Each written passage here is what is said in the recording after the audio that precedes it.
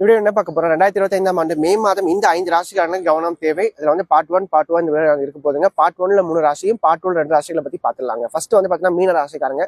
மீன ராசிக்காரர்களை பொறுத்த வரைக்கும் ஜென்ம சனி ஆரம்பிக்குதுங்க. சரிங்களா? இந்த ஜென்ம சனி வந்து பாத்தீங்கன்னா சுக்கரனோட சேர்ந்திருக்கு, அட்டமாதிபதியோட சேர்ந்த சனி ராசிக்குள்ள இருக்கனால பிரச்சனையை தேடி போய் நீங்களாவே மாட்டிப்பீங்க. சரிங்களா? பிரச்சனை உங்களுக்கு நீங்க தான் போய் பிரச்சனை போய் சிக்குவீங்க, வாலண்டியா மாட்டுவீங்க. அதனால வந்து இருக்கிற இடம் தெரியாம இருந்துகிட்டா சிறப்பு அப்படின்னு சொல்லலாம். தேவையற்ற விஷயங்களை மூக்க நுழைக்காம இருக்கிறதும் சிறப்பு அப்படின்னு சொல்லலாம். அதே மாதிரி 5ஆம் இடத்துல செவ்வாய் நீச்சமா இருக்கனால எண்ணங்கள் தடுமாறும், மனசு வந்து நிலையா இருக்காது. மேலும் 2ஆம் இடத்துல சூரியன் உச்சமா இருக்கிறதுனால கொஞ்சம் பேச்சுல கொஞ்சம் கனிவு தேவை. சரிங்களா? கொஞ்சம் கனிவா பேசிய காரியத்தை நீங்க சாதித்துக் கொள்ளலாம். ஆனா கொஞ்சம் அதிகாரத்தோட ஆக்கத்தோட நீங்க பேசும்போது பிரச்சனையை மாட்டிப்பீங்க. 2வது வந்து பாத்தீங்கன்னா விரயஸ்தானத்துல ராகுனால செலவுகள் பண விரயங்கள் சார்ந்த விஷயம் கொஞ்சம் இருக்கு, கொஞ்சம் பார்த்து செலவு பண்ணுங்க.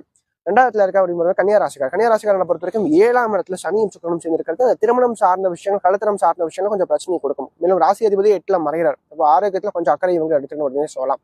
மேலும் வந்து பார்த்தீங்கன்னா விரயஸ்தானத்துல கேது இருக்கிறனால கொஞ்சம் ஆன்மீகத்துக்கு அதிக முக்கியத்துவம் கொடுங்க. நிறைய வந்து பார்த்தீங்கன்னா இறை வழிபாட்டுல கலந்து கொள்ளுங்க. கோயில்களுக்கு அதிகமா போயிட்டு வாங்க. பிரச்சனைகள் எல்லாம் சந்தோஷமா ஓரளவுக்கு வாழ்க்கையை வந்து உண்டு பண்ணி கொடுக்கும் அப்படின்னு சொல்லலாம்.